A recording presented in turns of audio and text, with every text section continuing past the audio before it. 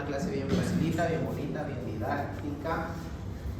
Vamos a llevar biología del cáncer, por favor. Media hora, ¿ya? No voy a tardar más, media horita. ¿Qué es el cáncer? ¿Ya llevaron hongo o el siguiente? El siguiente. ¿Están llevando ahora? No, siguiente. Ya, ok. ¿Alguien tiene una idea de lo que es el cáncer? Una alteración celular. Ya, una alteración a nivel celular.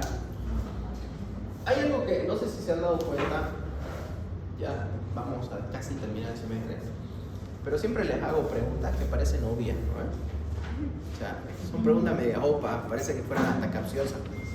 Cuando les pregunto qué es, Una enfermedad. exacto, tenemos que ir a lo más básico. ¿Es una enfermedad?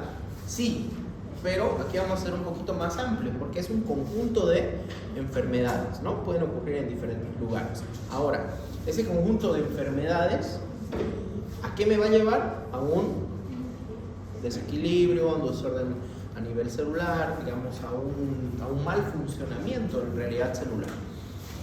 ¿Cómo funcionan? Justamente hoy día llevaba en tercer año farmacología. ¿Cómo funcionan a nivel celular el tema de la señalización hacia las prostaglandinas? O sea, cómo se convierte el ácido araquidónico en prostaglandina y eso te causa dolor, inflamación, todo lo que ustedes ya conocen, ¿verdad? Entonces, justamente esa lesión, esa noxa que se llama la lesión, empieza a generar una serie de señalizaciones que van a incitar, gracias a los segundos mensajeros, para lo que yo necesito, ¿qué? Primero tener receptores en las membranas celulares, ¿no? Esas citoquinas, esos tipos de interleucinas, etcétera, se posan sobre los receptores y esos receptores activan mensajeros dentro de la célula, ¿sí? Esos mensajeros viajan por el citoplasma, buscan al núcleo y le tocan la puerta y le dicen, oye Choco, están empezando a morir nuestras células porque hay una noxa, hay una lesión o porque hay una muerte celular programada, necesitamos hacer algo para reponerlas. ¿Y qué pasa? Pasa todo lo que hemos aprendido en genética. Se empieza a desdoblar el ADN, viene el ARN mensajero, para construir nuevo material genético. Ahora, siempre que hablamos nosotros de la duplicación celular, cuando ustedes estaban en primer año, se aprende de memoria, ¿no? ¿Con quién pasaron embrión? ¿Con el doctor Galarza? Es que todos distintos, Bueno, distintos grupos. vienen de diferentes paralelos, ¿no? Bueno, ¿qué es lo que en primer año, yo pasé con el doctor Galarza, por ejemplo? En primer año siempre es como que hay que aprenderse las fases de la mitosis. Y todo el mundo estamos traumadísimos con las fases de la mitosis, pro, meta, ana, telo, ¿no? Profase, metafase, anafase, telofase.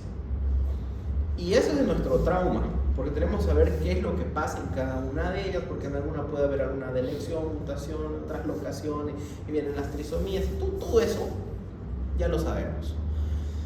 Y yo me acuerdo siempre era como que, y de YAPA la interfase, pero nunca entramos a lo que es la interfase en sí. Y realmente de toda la vida celular, el 80-90% del ciclo celular, la célula la pasa en interfase.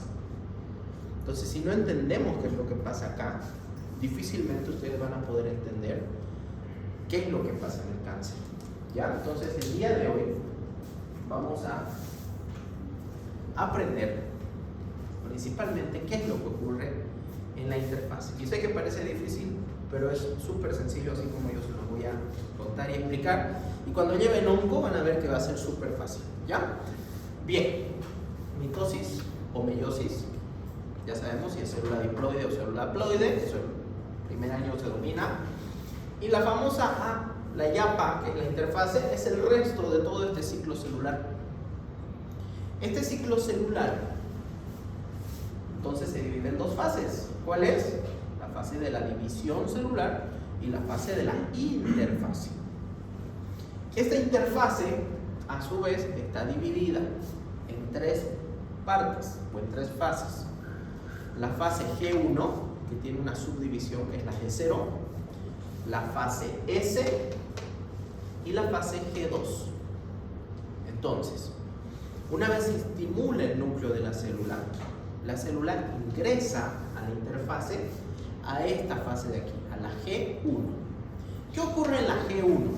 En la G1, la célula, como sabe que tiene que prepararse para dar origen a una nueva célula, empieza a preparar todo lo necesario para que esa célula se la lleve. ¿Qué es todo lo necesario? Más citoesqueletos, que son organelas, más mitocondrias, más retículo endoplasmático rugoso, retículo endoplasmático liso, aparatos de Golgi. Empieza a fabricar todo lo necesario para una nueva célula. ¿Ya? Una vez esta célula produce todo ese material, se detiene y hace una pregunta y dice: ¿estamos listos para continuar? ¿O puedo entrar en un estado de reposo? Hay células que en este punto salen hacia la fase G0, que es el estado de reposo, donde la célula no hace absolutamente nada más y se puede quedar aquí. ¿Qué célula ustedes conocen que salga G0 y se quede ahí? Una célula que no se puede dividir. ¿Qué célula conocen que no se puede dividir?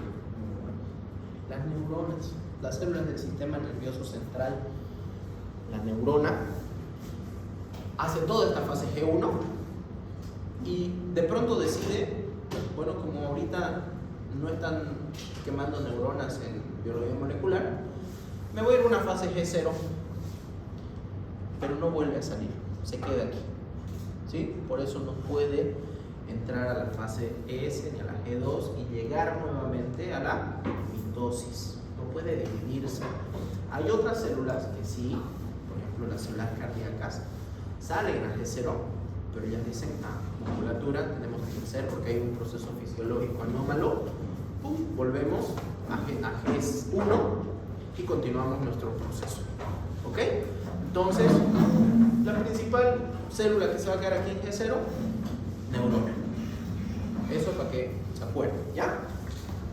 Entonces, en G1, así como hay esta decisión de quedarse, también hay la decisión de continuar hacia la siguiente, que es la fase S.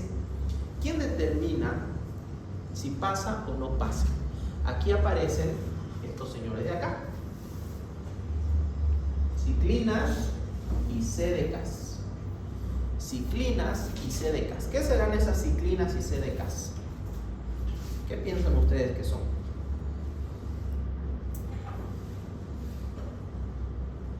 Bueno, proteínas, ¿no? Es la fácil esa, chicos, ya. Ustedes ya deberían saber, proteína. Bien, son proteínas. Las ciclinas son las que comandan el ritmo en cual va a ir avanzando esto. Pero hay otras proteínas que son las CDKs, que se llaman quinasas dependientes de ciclina. Dependen de estas señoras. Quinasa dependiente de ciclina. Siempre que ustedes escuchen quinasa, que se les venga a la mente fosforilación. Asa, quinasa, enzima. Es una enzima que favorece la fosforilación. Y ahorita vamos a ver para qué sirve la fosforilación. Entonces, esta quinasa dependiente de ciclina necesita de una ciclina para poder funcionar. Se unen. La quinasa dependiente de ciclina tipo 2 se une con la ciclina E y la CDK4 se une con la ciclina D. Y ambas se encargan de fosforilar. ¿Fosforilar a quién? A este señor, al RB, retinoblastoma. Es una proteína RB, así la vamos a llamar, ¿ya? Proteína RB. ¿Qué hace la proteína RB?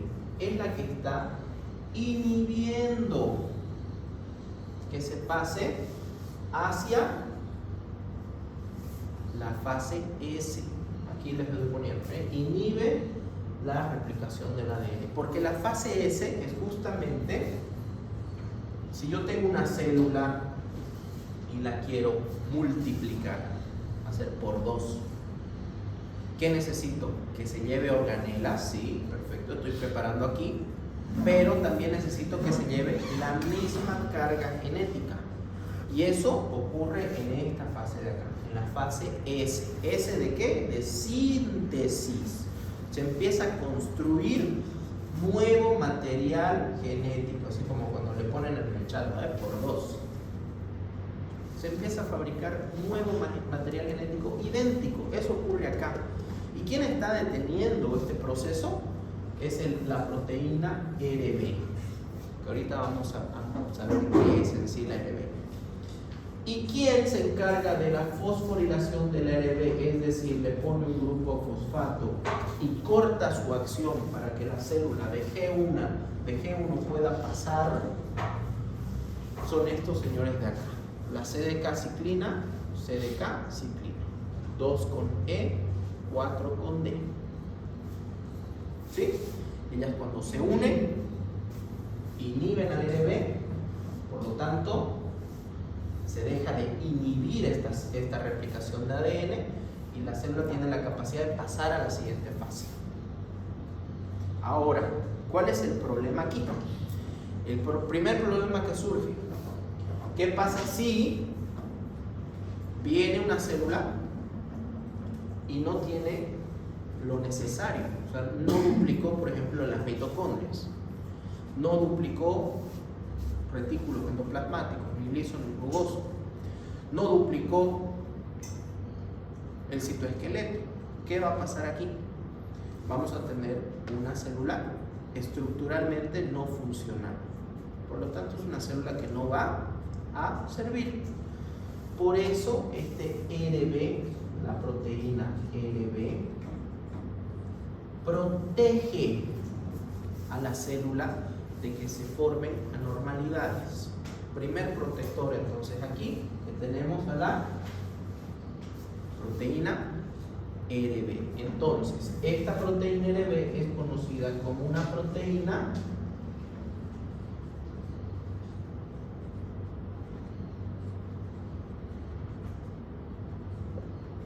supresora tumoral.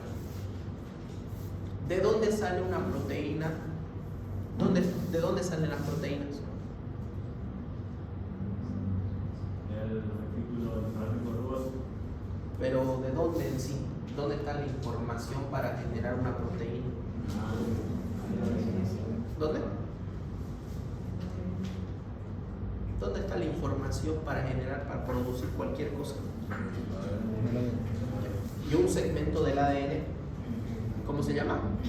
Entonces hay un gen, así como hay una proteína supresora del tumor, va a haber un gen supresor tumoral, que es donde está la información para yo poder formar una cadena polipeptídica que se convierte en una proteína supresora tumoral. ¿Se entiende?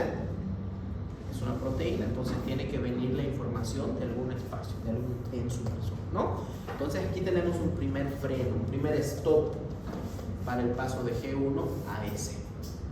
Bien, vámonos al caso en el que todo ocurre bien acá, se duplica todo el material que tiene la célula, se activan, se unen las ciclinas con las CDKs, fosforilan a la RB, todo va bien hasta aquí, ya no necesitamos que estés inhibiendo este paso, podemos ir a la fase S, donde se va a producir la duplicación de nuestro material genético, y una vez se duplica, gracias a la acción de la ciclina A, podemos pasar hacia G2. ¿Qué ocurre en G2? G2 es una especie de control de calidad de la célula. ¿Sí? Imagínense ustedes que aquí en G2 tenemos a una CDK con una ciclina B, dos proteínas, que lo que se encargan es ¿de qué? De hacer un checklist. A ver, nueva célula, tiene el material genético completo, está duplicado completamente, ¿sí o no? Sí, estoy. Ok. Entonces ahora sí puedes pasar a la inspección final. ¿Quién es el que hace la inspección final? esta proteína de acá. ¿Cómo se llama esta proteína? P53. También conocida como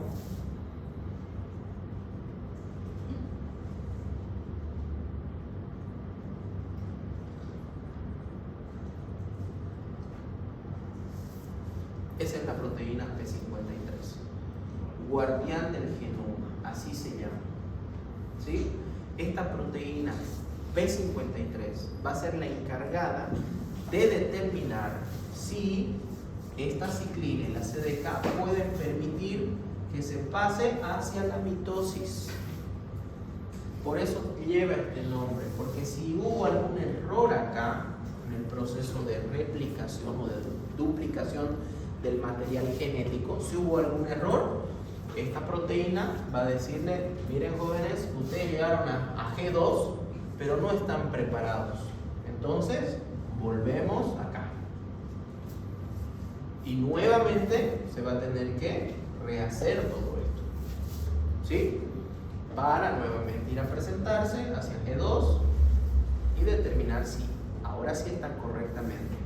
Entonces esta proteína es importantísima, es la más importante de las que son consideradas supresoras tumorales.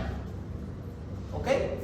Entonces, dos proteínas que son supresoras tumorales. Una trabaja en G1S y la otra trabaja en G2 mitosis o G2 meiosis. Ya cualquiera que sea de los dos casos, dependiendo si es una célula somática o una célula germinal. ¿De acuerdo? Entonces, eso es lo que está pasando en cuanto a todo esto del proceso de acá que se llama interfase. La mayor parte de la vida celular, la mayor parte del ciclo celular, la célula la pasa en interfase. Por eso es tan importante como la mitosis o la meiosis. Preguntas.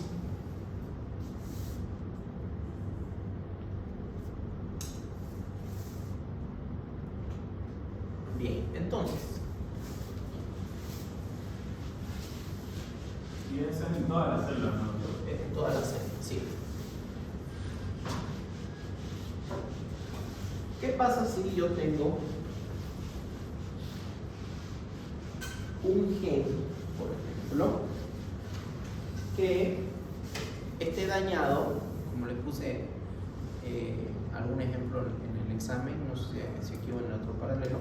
Si tengo un gen que está dañado o que ha cambiado una base nitrogenada, son errores, ha habido una translocación, y estoy copiando yo el material genético, estoy haciendo los pares de bases y leo una base que no debería estar ahí. ¿Qué va a pasar? Voy a codificar un aminoácido completamente diferente, ¿sí? ¿Y eso qué me va a dar? Me va a dar una proteína que no necesariamente sea funcional. Puede ser una proteína completamente diferente o simplemente una proteína no funcional, no va a funcionar. Y acuérdense de que estos supresores tumorales son proteínas. Entonces puede haber el caso de que una de estas proteínas no funcione. Por lo tanto, el ciclo celular se va a ver alterado.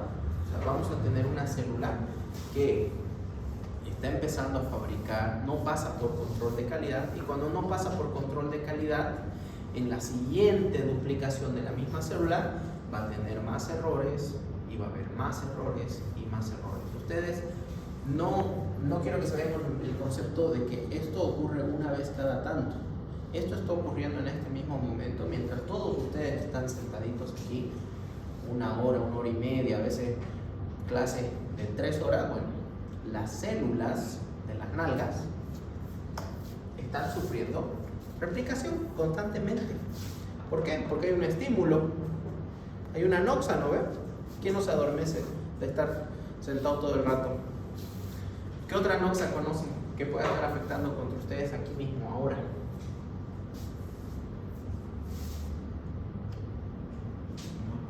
¿Quiénes no han comido bien hoy día? Apunte Coca-Cola y café. Hay una noxa, ¿no?, en el tubo digestivo, ¿sí? ¿Qué hace eso? Estimula la replicación celular. Y en esa replicación celular están habiendo miles y miles y miles de errores, pero tenemos supresores tumorales que están deteniendo esos errores y le dicen media vuelta, vaya a arreglar su trabajo. La célula vuelve, arregla su trabajo y nuevamente va a ir presente. Si está todo ok, perfecto, seguimos. Si no, vuelva, arregle. Miles y miles y miles y miles de veces. 38 billones de células, chicos. 38 billones de células, cada uno de ustedes, que están duplicándose. ¿Ya? Entonces, esto ocurre muy a menudo, frecuente, todos los días, en todo momento, estar habiendo duplicación. Por eso es que es más frecuente hoy en día, de acuerdo a las noxas, desarrollar un cáncer. Antes se veía mucho cáncer, casi nada. Había menos agentes externos, esto ya habla un poquito más acerca de la epigenética, de lo que afecta contra tus genes, pero había menos agresores externos. Hoy en día lo que tenemos que entender es esto, cómo funciona un oncogen. En realidad, un oncogen es la activación o la mutación de un proto-oncogen. ¿Qué quiere decir esto de acá? Quiere decir que en todo tu genoma, en todo el material genético que tú tienes, ¿sí? Alrededor de 20.000 genes, vas a tener ya la predisposición, por eso se llama proto-oncogen, la predisposición de formar una proteína anómala que favorece la multiplicación de las células de forma indiscriminada. ¿Ya? Entonces, los proto-oncogenes son segmentos, son genes que tenemos que van en favor de la formación de oncogenes. ¿Sí? El oncogen ya sería el desarrollo de ese gen, ¿no? Ese gen que ha mutado. ¿Qué tengo que hacer yo para mutar un gen, por ejemplo? ¿Qué tendría que hacer yo para mutar, un proto-oncogen y volverlo oncogen? ¿Qué tendría que hacer yo?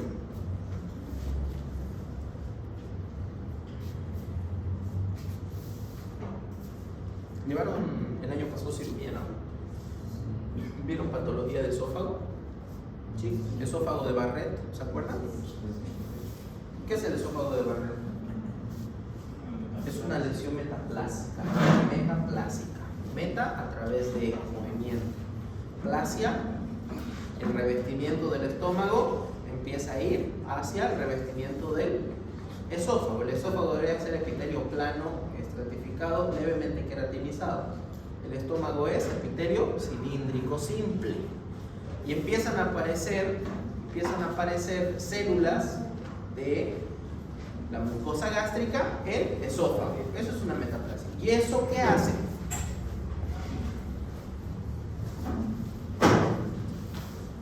Que cambie la información genética de las células que están en la mucosa esofágica. ¿Sí?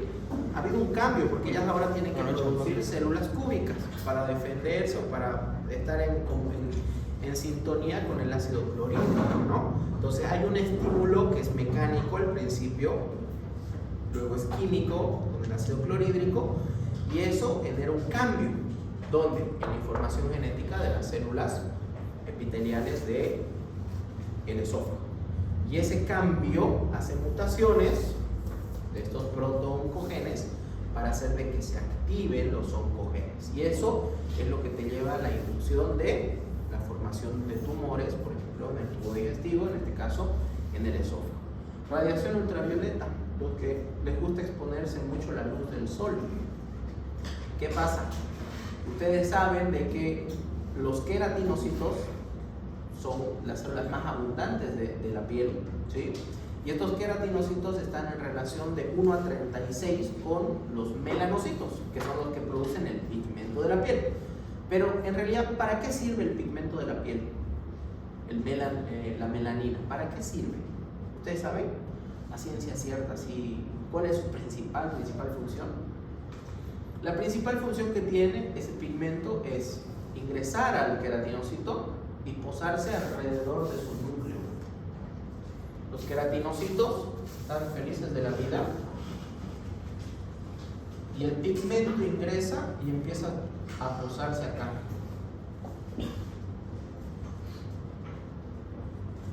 así. ¿Para qué creen que es este pigmento?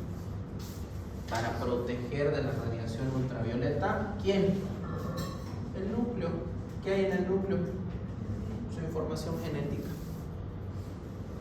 Entonces, estamos más expuestos al sol, se van desgastando, la tasa de producción de melanina no es la misma, esto se va desgastando porque esto tiene una vida útil, la melanina, y después tiene que reponerse, y lastimosamente la radiación ultravioleta hace cambios en nuestro ADN, y ese cambio activa un oncogeno, cáncer de piel. Entonces todas esas noxas, todos esos factores o estímulos físicos, químicos que son epigenéticos de fuera, afectan contra cada uno de nosotros, ¿no? Y la información que tienen nuestras células. Ahora, es importante saber de que esto es completamente somático, es no heredable.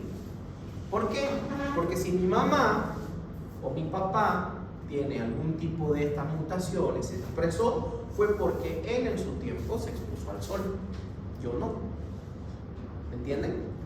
Porque él tenía gastritis, él tenía una enfermedad de reflujo gastroesofágico, yo no. ¿De acuerdo? Entonces no es heredado. La adquisición de un oncogeno no va a ser heredada nunca. Tiene que ser modificado, tiene que haber una mutación causada por un estímulo. ¿De acuerdo? Ahí estamos bien. Ahora, ¿qué es lo que nos dice acerca de los rasgos? Una vez se expresa, una vez genera la mutación, es de rasgo dominante. Acuérdense que nuestras células somáticas tienen 2 pares de cromosomas. Basta con que en uno de los pares haya la mutación para que se manifieste el oncogeno. ¿Sí? Eso quiere decir que es rasgo dominante. Por el otro lado, los genes supresores de tumores o genes supresores tumorales son los que hacen la contraparte. Ellos se encargan de inhibir más bien la formación de los tumores. Ellos son los que regulan el ciclo celular. Ven que todo vaya bien.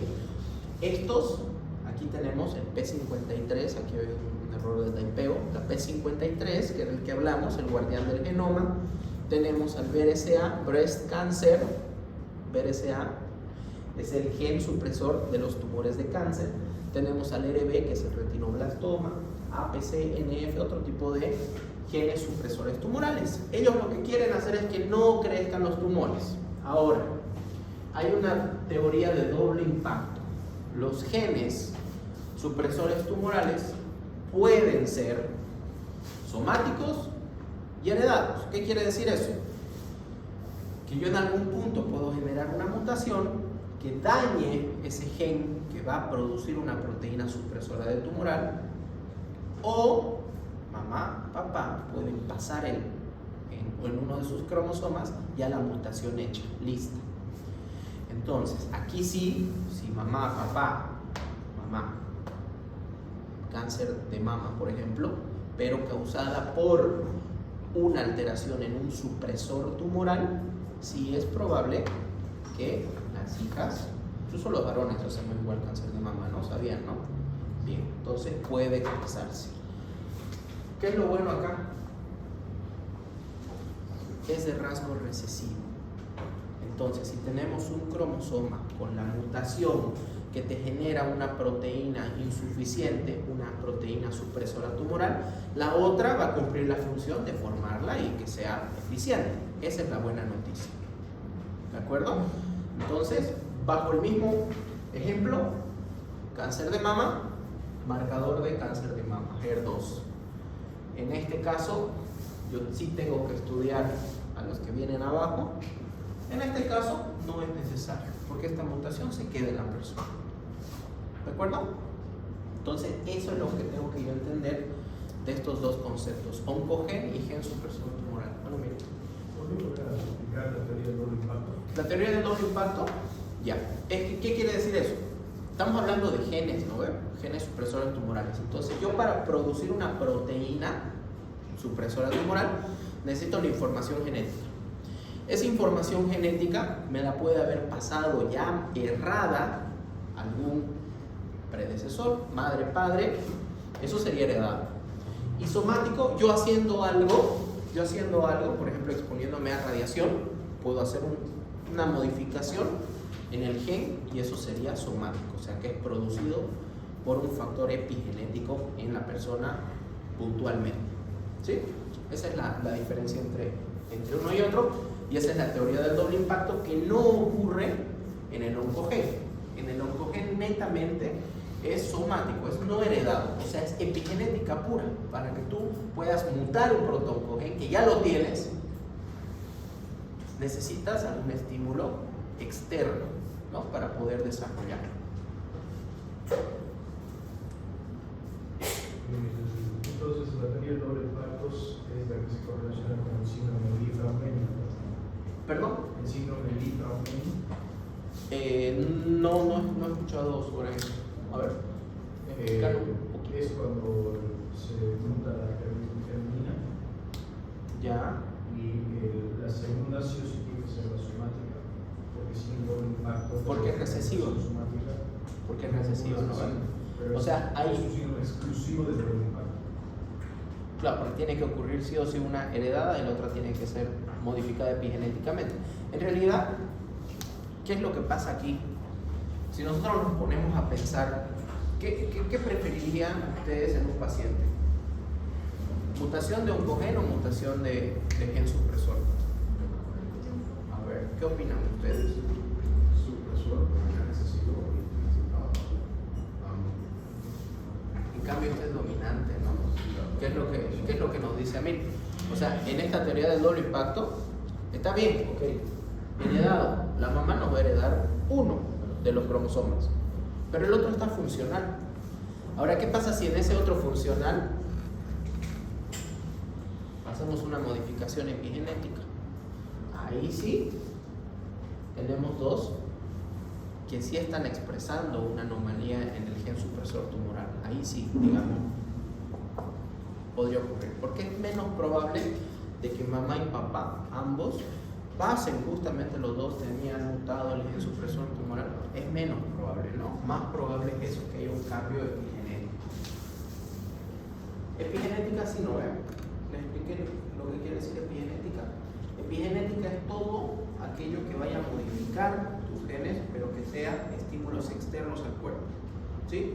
Medio ambiente, no sé, no ganar la Champions hace 50 años, eso es de epigenética igual.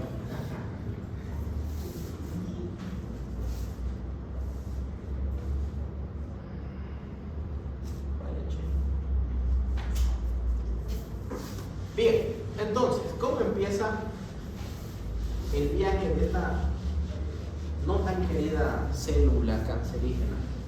Porque estas células cancerígenas son unas desgraciadas, ¿no? ¿Qué es lo que hacen? Estas células empiezan a generar, primero, una señal. ¿Para qué? Para poder proliferarse sostenidamente. O sea, ellas burlan cualquier control. EP53, no hay nada de ello. Empiezan a generar una señalización de proliferación continua. ¿Para qué? Para que su crecimiento sea rápido. El crecimiento de la célula cancerígena tiene una tasa metabólica mucho más alta, por eso gasta más energía también, ¿no? Evasión de los supresores de crecimiento. O sea, aquí, como les decía, no hay proteínas supresoras que puedan detener este crecimiento anómalo. Y eso también empieza a generar de que hay una evasión del sistema inmune, porque en la anterior clase habíamos hablado de que todas las células deberían tener ¿quién? Un complejo mayor de histocompatibilidad. Las células nucleadas tienen 1, las células presentadoras de antígenos tienen de tipo 2, ¿sí? Eso habíamos hablado. Estas células tienen la capacidad de mascararse, o sea, de producir proteínas que se asemejan mucho a los complejos mayor de histocompatibilidad de tipo 1. Por lo tanto, las células que deberían matar a estos linfocitos, principalmente, lo identifican como célula propia del cuerpo. Hay una evasión al sistema inmune que le permite estar en un ambiente creciendo y creciendo y creciendo. ¿Qué más va a ocurrir?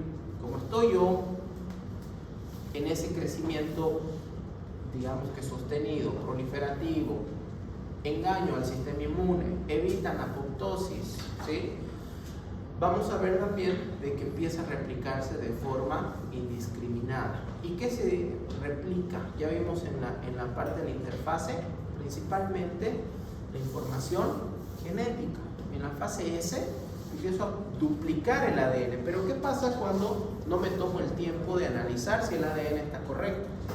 Si no hay RB, pasa a la siguiente célula un ADN sin un segmento fundamental. Y a la siguiente, otro segmento, ¿no? Entonces va mutando y va cambiando el ADN. Y eso es lo que genera células que se descontrolan completamente. ¿Qué más hay? Regulación energética. ¿Se acordaron que les dije que la tasa metabólica es mucho más alta? ¿Sí? Necesitan un mayor consumo de energía para poder hacer todo este trabajo. Entonces, es lógico que un paciente tenga bajones de energía, ¿no? Que esté con sueño todo el tiempo, porque su energía se le esté consumiendo este grupo de células. Además, empiezan a fabricar factores de crecimiento endotelial, y lo que favorece es aquí ellos hacen su conexión directo a la tubería, ¿sí? Llaman a Zahuapac y le dicen, mira, no me alcanza con lo que tengo. Empiezan a fabricar vasos sanguíneos, factores de crecimiento endotelial, para traer irrigación propia al tejido cancerígeno, a este grupo de células cancerígenas. Y esto, digamos que es una alerta para lo que viene a ser la metástasis, ¿no? Porque ¿por dónde se puede ir estas células cancerígenas a hacer metástasis? Existen 3 vías. La primera vía es justamente a través de los vasos sanguíneos. La segunda vía es a través del sistema linfoide o linfático, ¿sí? Vasos linfáticos. Y la tercera vía es ir invadiendo de a poquito los tejidos, ¿sí? Una invasión local. Entonces tenemos invasión local e invasión sistémica, hablando de metástasis específicamente. Entonces, invasión y metástasis. El siguiente paso después de haber creado todo esto que es su propio ducto de alimentación mediado por crecimiento endotelial. Finalmente, vamos ya terminando con esto. Algo que es súper importante para la célula cancerígena, le encanta vivir en estado de inflamación. Entonces, citoquinas, interleuquinas, cualquier tipo de sustancia proinflamatoria para ella es lo máximo, ¿sí? Lo máximo. Están en un ambiente, incluso el pH es mucho más ácido, hay acidosis en este ambiente, y esta célula cancerígena se siente promovida por esa inflamación. Entonces, pacientes con estado de inflamación sistémica, como quien, por ejemplo, típico en Santa Cruz, diabetes, por ejemplo, obesidad, muy lejos, hipertensión arterial, van a tener una mayor predilección a estas células cancerígenas para vivir dentro de ellos. ¿Ya? Y hemos hablado entonces de vías de metástasis, hablamos de las 3, y así de facilito está el tema de cáncer. ¿Sí? No hay meme porque era muy raro los memes, ¿ya? Muchas gracias. ¿Ya? Muchas gracias.